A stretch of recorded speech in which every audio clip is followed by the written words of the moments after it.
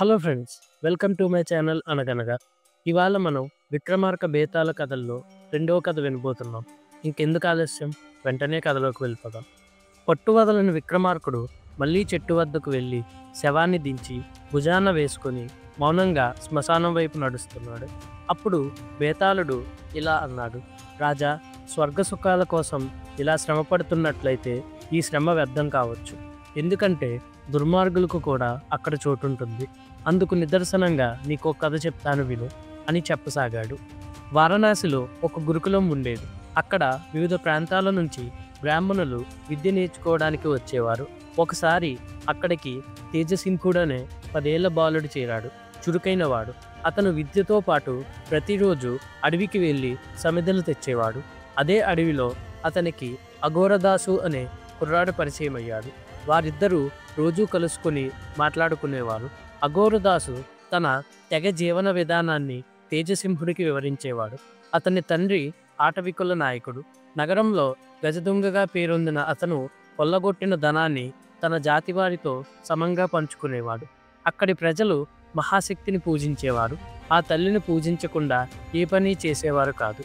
అఘోరదాసు అతని జాతి అనాగరికంగా జీవించడాన్ని చూసి తేజసింహుడు బాధపడుతూ ఇలా అన్నాడు: నీ తండ్రిలాగే నువ్వు ఇదే జీవితం కొనసాగిస్తావా? నాగరికంగా బతకకూడదా?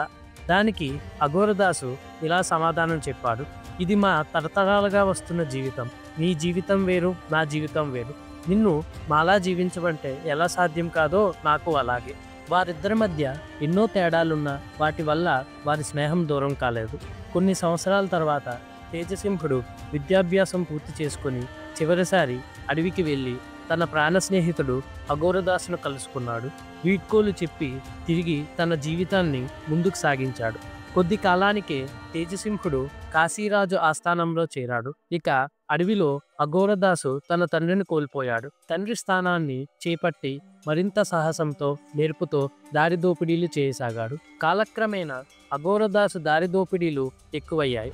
వారణాసికి వచ్చే ధనికులు, వర్తకులు అతని పేరు వింటేనే భయపడే స్థితికి చేరుకున్నాడు.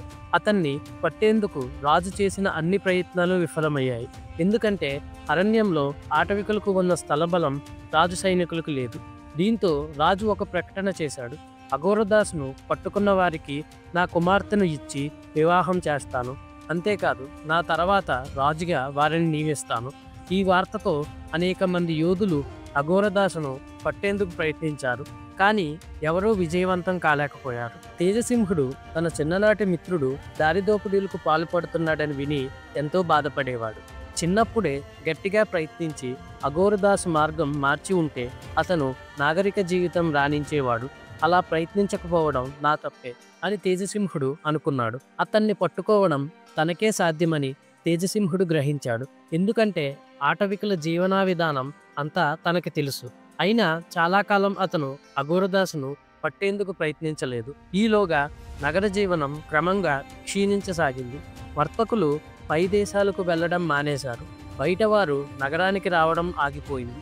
సంక్షోభం పెరిగిపోతూ ప్రజలు తీవ్ర ఇబ్బందులు పడసాగారు. ఇప్పుడే ఇందుకు పరిష్కారం కావాల్సిన అవసరం ఉందని తేజసింహుడు నిర్ణయించుకున్నాడు. నగర ప్రజల క్షేమాన్ని దృష్టిలో పెట్టుకుని కొంతమంది సైనికులతో రాత్రివేళ అఘోరదాసు ఒంటరిగా మహాశక్తిని పూజించే సమయంలో అతన్ని పట్టుకుని నగరానికి తీసుకువచ్చాడు. రాజు తన మాట నిలబెట్టుకున్నాడు.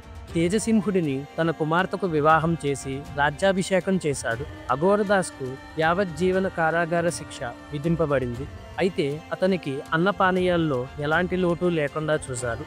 అఘోరదాసు పట్టుబడిన వెంటనే అరణ్యంలో దొంగతనాలు పూర్తిగా నిలిచిపోయాయి.